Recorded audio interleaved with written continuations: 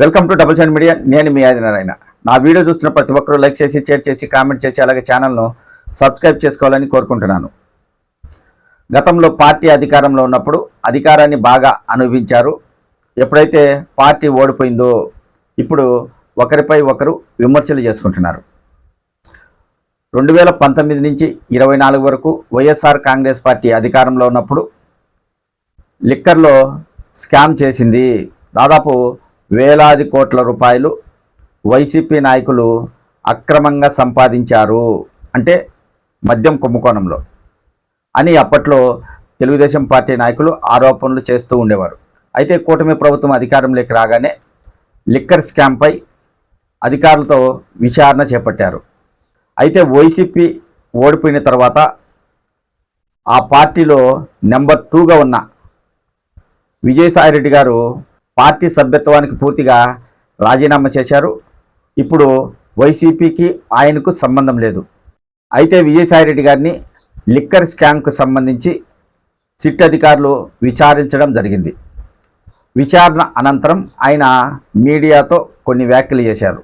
అందులో ముఖ్యంగా కసిరెడ్డి రాజశేఖర రెడ్డిపై ఎక్కువగా వ్యాఖ్యలు చేశారు.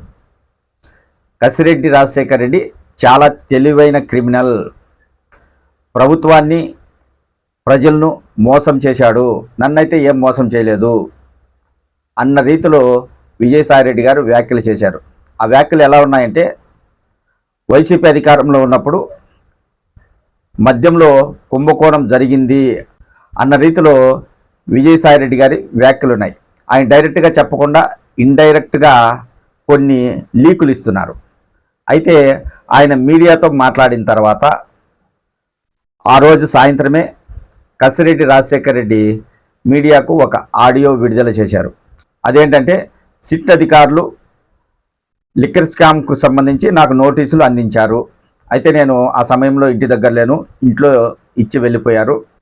అయితే అధికారులు ఎందుకు నన్ను మద్యం విషయంలో విషయానికి రమ్మంటున్నారని తెలుసుకోవడానికి అధికారులతో మాట్లాడాను. అధికారులు కొన్ని విషయాలు నాకు చెప్పడం జరిగింది. అయితే ముందస్తు బెయిల్ కోసం హైకోర్టును ఆశ్రయించాను, అలాగే సుప్రీంకోర్టును కూడా ఆశ్రయిస్తున్నాను. త్వరలోనే లిక్కర్ స్కామ్కు సంబంధించి సిట్ అధికారుల ముందు హాజరవుతాను. అలాగే విజయసాయిరెడ్డి బండారం బయట పెడతాను, అతను ఒక బట్టేబాజ్ అన్న రీతిలో కసిరెడ్డి రాజశేఖర రెడ్డి విజయసాయిరెడ్డి గారిపై వ్యాఖ్యలు చేశారు. వారిద్దరి వ్యాఖ్యలను బట్టి చూస్తే వీరిద్దరి మధ్య రాజకీయ విభేదాలు కాదు, వ్యక్తిగత విభేదాలు కూడా ఉన్నాయనేది తెలుస్తుంది.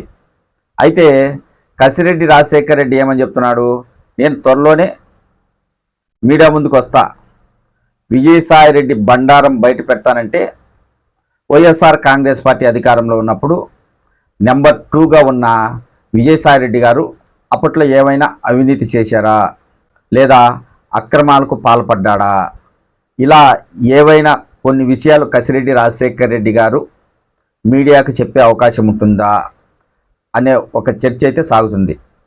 మొత్తానికి వైసీపీ అధికారంలో ఉన్నప్పుడు కసిరెడ్డి రాజశేఖర రెడ్డి, ఇటు విజయసాయిరెడ్డి గారు ఇద్దరు అధికారాన్ని అనుభవించారు, బాగా లోపల సంపాదించుకున్నారనే ఆరోపణలు అయితే ఉన్నాయి. ఎప్పుడైతే వైసీపీ ఓడిపోయిందో కొన్ని నెలల తర్వాత విజయసాయిరెడ్డి గారు జగన్మోహన్ రెడ్డి మనసులో నాకు స్థానం లేదు, అందుకే ఆ పార్టీని వీడిపోయాను, ఇంకెప్పుడు వైఎస్ఆర్ కాంగ్రెస్ పార్టీలోకి వెళ్ళను అనే వ్యాఖ్యలు ఆయన చేస్తూనే ఉన్నారు. అంటే కూటమి ప్రభుత్వం అధికారంలోకి వచ్చింది కాబట్టి ఎక్కడ ఆయన పైన కేసులు పెడుతుందో అనే భయంతో వైఎస్ఆర్ కాంగ్రెస్ పార్టీని వీడారు అనేది వైసీపీ నాయకులు చేస్తున్న ఆరోపణలు. అయితే ఇదంతా ఒక ఎత్తు అయితే, వీరిద్దరి మధ్య వైసీపీ ప్రభుత్వం అధికారంలో ఉన్నప్పుడు ఏం జరిగింది, ఎందుకు వీరు ఇంతలా ఒకరిపై ఒకరు ఆరోపణలు చేసుకుంటున్నారు? అలాగే రాజంపేట ఎంపీ మిథున్ రెడ్డి గారు కూడా సిట్ అధికారుల ముందు విచారణకు హాజరయ్యారు. ఆయన కూడా కొన్ని వ్యాఖ్యలు చేశారు. కూటమి ప్రభుత్వం మా కుటుంబాన్ని టార్గెట్ చేసింది, ఎన్ని కేసులు పెట్టినా భయపడేది లేదు, అన్ని కేసులు వీగిపోతున్నాయి కాబట్టి ఎలాగైనా లిక్కర్ స్కామ్ కేసులో తనను ఇరికించాలని ఉద్దేశంతో కూటమి ప్రభుత్వం నాపై కేసు పెట్టాలని చూస్తుంది, కేసులకు భయపడే ప్రసక్తే లేదు, ఎన్ని కేసులు పెట్టినా ఎదుర్కొంటాను అని మిథున్ రెడ్డి గారు కూడా వ్యాఖ్యలు చేయడం జరిగింది. ఆయన వ్యాఖ్యలు ఎలా ఉన్నాయంటే, ఆయన కూడా కొంచెం విజయసాయి రెడ్డికి వ్యతిరేకంగా మిథున్ రెడ్డి గారు కూడా మాట్లాడారు. అయితే ఇక్కడ మనము మాట్లాడుకోవాల్సింది, తెలుసుకోవాల్సింది ఏంటంటే, వైఎస్ఆర్ కాంగ్రెస్ పార్టీలో ప్రస్తుతం విజయసాయి రెడ్డి గారు లేరు. ఇప్పుడు వైసీపీ ఓడిపోయింది. కసిరెడ్డి రాజశేఖర రెడ్డి గారు సిట్ అధికారుల ముందు హాజరు కాకుండా ఆయన బయటనే తిరుగుతున్నారు. ఆయనకు కోర్టులో ఏదైనా ఊరట వస్తే అప్పుడు అధికారుల ముందు హాజరయ్యే అవకాశం ఉంటుంది. అయితే కసిరెడ్డి రాజశేఖర రెడ్డి లిక్కర్ స్కామ్ కేసులో విచారణకు హాజరైతే తర్వాత ఆయన బయటకు వచ్చి విజయసాయి రెడ్డిపై ఏం వ్యాఖ్యలు చేయబోతున్నారు, ఇప్పుడు వీరిద్దరి వలన వైఎస్ఆర్ కాంగ్రెస్ పార్టీకి నష్టమా లాభమా అనేది కూడా ఆలోచించాల్సిన అవసరం ఉంది. మొత్తానికైతే వీరు ఒకరిపై ఒకరు ఆరోపణలు చేసుకుంటున్నారు. అయితే రాబోయే రోజుల్లో కసిరెడ్డి రాజశేఖర రెడ్డి మీడియా ముందుకు వచ్చి విజయసాయి రెడ్డిపై ఏమైనా ఆరోపణలు చేస్తే తర్వాత విజయసాయి రెడ్డి గారు కసిరెడ్డి రాజశేఖర రెడ్డిపై ఎలాంటి వ్యాఖ్యలు చేస్తారో, లేదా వైసీపీ అధినేత జగన్మోహన్ రెడ్డి పైన లేదా అప్పటి ప్రభుత్వం పైన ఎలాంటి వ్యాఖ్యలు చేస్తారో అనే చర్చ అయితే సాగుతుంది. అయితే విజయసాయి రెడ్డి, కసిరెడ్డి ఈ వీరిద్దరి వలన వైఎస్ఆర్ కాంగ్రెస్ పార్టీకి నష్టం కలిగే అవకాశం ఉంది. వీరికి ఒకరి మీద ఒకరికి కోపం ఉంది. ఆ కోపాన్నంతా వీరు ఒకరిపై ఒకరు ఆరోపణలు చేసుకుంటూ కాలం గడిపేస్తున్నారు.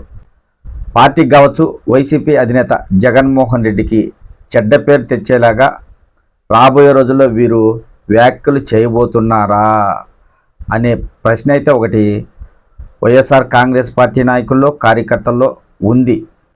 అయితే కసిరెడ్డి రాజశేఖర రెడ్డి సిట్ అధికారుల ముందు విచారణకు హాజరైన తర్వాత ఆయన మీడియా ముందుకు వచ్చి ఏం మాట్లాడతారు, విజయసాయి రెడ్డిపై ఎలాంటి ఆరోపణలు చేస్తారో వేచి చూడాలి.